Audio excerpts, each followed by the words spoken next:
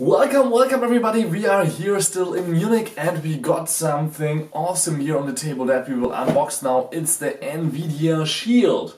Now the Shield is an amazing product because it's the best, not media player out there, but streaming machine out there that you can buy, because it's not only for media but it's actually also for gaming. Obviously Nvidia is a gaming company, that's why they produce this awesome little machine which can stream 4K or can can show 4K content with 60 frames per second, but actually also can stream games with up to, I think, full HD right now is possible over the internet, and the latest games that are out there, for example Witcher 3 and so on, in the best graphics right to your TV without having to buy a gaming PC, which could cost you multiple $1,000s. You have here the Nvidia Shield, a machine that makes it possible to just use this little box and pay your monthly $10, and then you can play, for example, the Witcher 2 completely for free in that subscription fee here on the box. And actually 3 months are for free already inside, so when you sign up for the first time you will get 3 months of exclusive games. There are 40 out there right now, I think, in the media library or in the gaming library by Nvidia, which is called GeForce Now, here for the Nvidia Shield. So this is an awesome media player that wants to be unboxed, so let's take it out of the box. Since the box is quite boring, it's just white on the outside but obviously looks quite pretty. Here we go.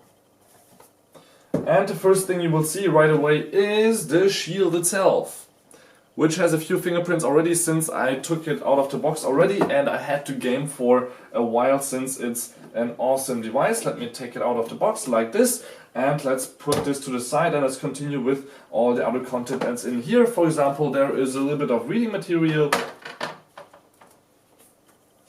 that you can see here. So this is just how to connect for the first time, and then we have the rest of the content of the box that contains a controller, obviously for gaming reasons. Then we have an HDMI cable so you can easily connect it to your TV or display. Then we have a micro USB cable so you can actually charge your controller if you want to charge it with this micro USB cable. Just use your smartphone cable, that's what I usually do. And then you have here US, UK and German connectors or European connectors in here, so for the whole world this is here done. And then we have a pretty big PSU with 19 volts at 5.2 amps that come out here. I think that was the number, no, actually 2.1 amps, so it's around 40 watts that the device needs in the maximum stage when it's obviously probably streaming some games. So let me take out the controller here, and below the controller there's a little bit of more reading material which is not that interesting for us right now. So when we look at the controller, you will see it's a pretty basic Shield controller that you already know from the first Shield device that Nvidia, I think, showed 3 or 4 years ago at the CES. I was there and I was amazed at what they built with the display. Now you have just a controller also for this Shield media player and streaming machine. So we have obviously the standard buttons. Here when you press this one, which is actually touch, all of these buttons are touch. If you press it, it will turn on. You can see it glowing a little bit maybe. And then you have your standard Android buttons that you already know. Here on the bottom you can adjust the volume of the game or the Android system, you could say, since we have running Android TV on the device. And you can also obviously press these, so these are extra buttons. And then here up on top also more triggers. Here you can charge it easily over micro USB, and you have a headset jack, so if you want to listen privately and watch your gaming, you can just plug it in here. This is connected via Bluetooth with the media player, with the Steam machine, so the Nvidia Shield. And for the first time when you will actually launch the device, it will tell you when you launched it to just press the button here and they will connect right away, so there's really no hassle. If this works with other devices, I'm not sure, for example your smartphone or other things. I will try it out definitely, but I probably can say you that it won't work.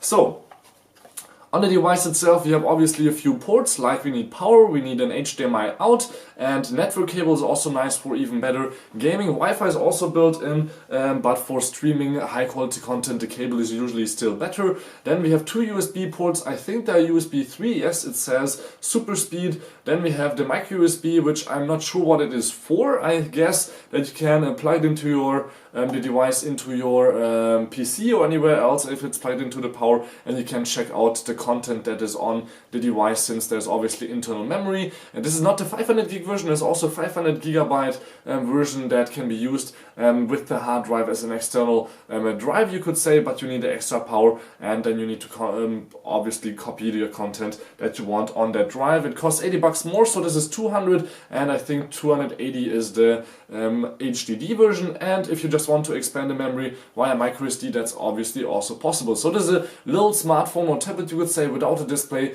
but with a lot of power. And actually, I think there probably even is a fan inside, since there is some fan vents here on the bottom. The design is amazing though. Look at the bottom part here. This is rubber, so it will stand quite firmly on your table or wherever you want to put it. This is a touch button to start the device, and I think here on the front you have infrared for something or something else. I'm not sure what this part here is for, but I guess there maybe a screw behind that to take this device apart if you want to do that.